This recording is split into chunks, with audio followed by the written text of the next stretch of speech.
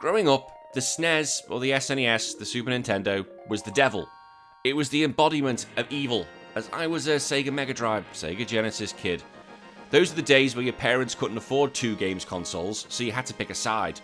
The trenches were drawn, friends and family took sides, and I rarely got to play the Super Nintendo unless I went to my cousins or one of my friends.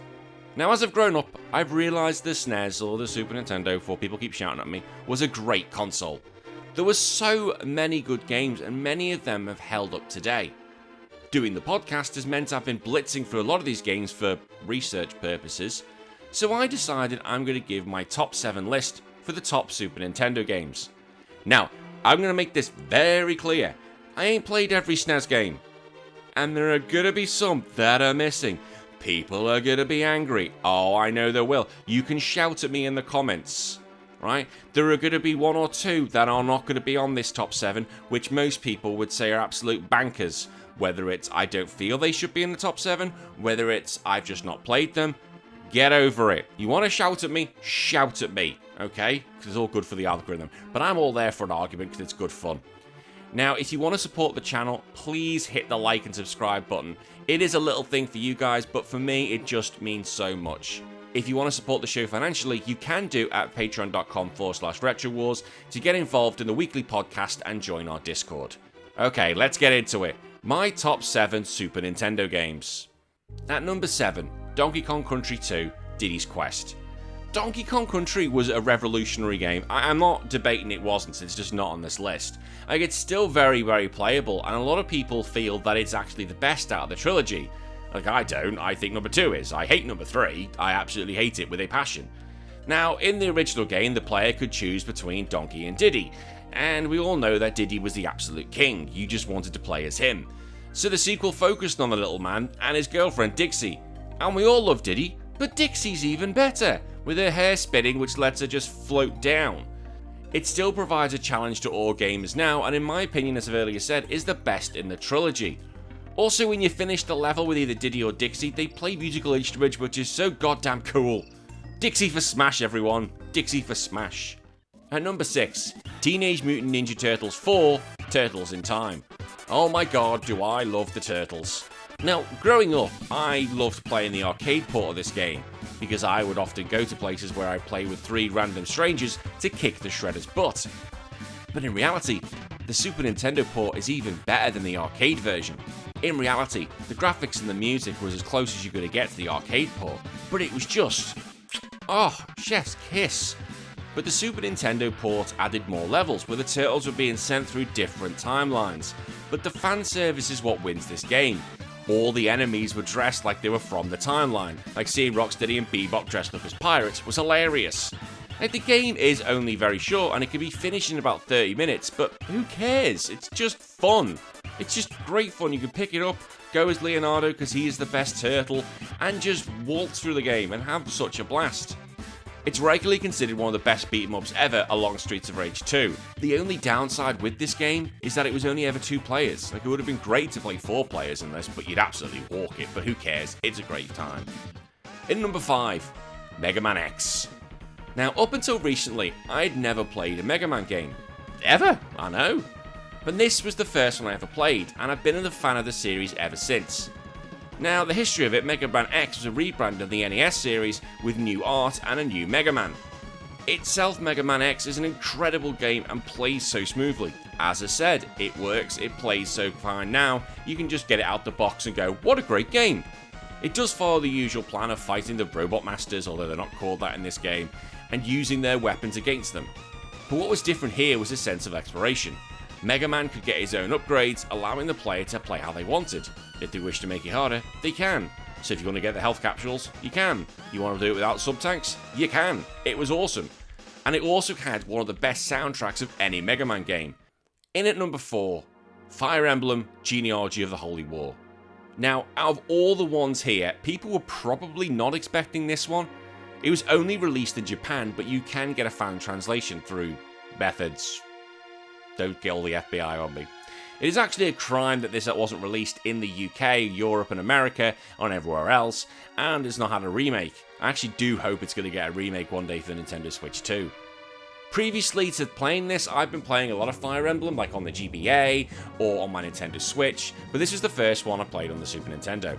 And it was a huge shock because the map was huge. Like, huge. Unlike other titles, there weren't many levels here, because what would happen is that you'd do the first objective, and then the second objective would open up, then the third, which meant that it was one huge level which had about 4 parts. The storyline itself was incredible and had a lot of dark themes, with there being about a time skip halfway through the game. I'm not spoiling what happens, but either way, it's amazing. This game requires a lot of planning to get the right parents to pass on the right abilities to their future children, but it also means you want to play through the game again, you can, because you can pair up different people to get different kids. The game is also extremely difficult, so just be prepared. If this is your first Fire Emblem, woohoo, you're in for a treat. In at number 3. Super Mario World. Now by this point, some people are going to be crying because they've realised there's a few games that aren't going to make this list. Super Mario was always going to be here and was the first Super Nintendo game I ever played. If you've watched the previous top 7 when I did the Mario games, I do believe this is the very best Mario game. The graphics, the music, the gameplay, everything was incredible. Like the fact that I'm comparing my 5-year-old to play video games by getting her used to this. Yeah, none of this modern stuff, she's learning how to play Mario and Sonic first. I've played this game so many times, the skills are now motor skills, like literally I could do this in my sleep. It also has the best power-up in the series, the cape, and I will fight you on that. I freaking love the cape. In at number 2 and the runner-up, Street Fighter 2 Turbo Hyper Fighting. Now Street Fighter 2 was one of the most important games ever made, I do believe this. It redefined the fighting game genre, as well as starting the arcade boom. Now, everyone is going to have played Street Fighter 2 at some point. Go Ryu, great character until Sakura comes along. Before we had DLC, developers had to release a multitude of versions of the game, whether it's for balance updates, whether it's for new characters, anything really. And Street Fighter 2 had multiple versions, including Championship Edition, Super, and eventually Super Turbo.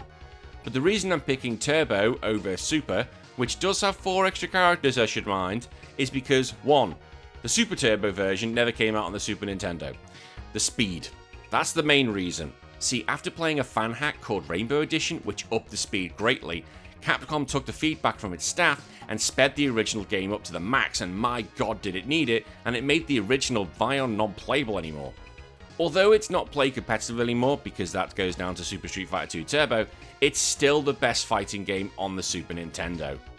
And at number 1, and in my pick for the best Super Nintendo game, is Final Fantasy VI. Okay, break your keyboards now. Although yes, Final Fantasy VII is my favourite Final Fantasy, that's a future spoiler video, Final Fantasy VI is still an incredible game.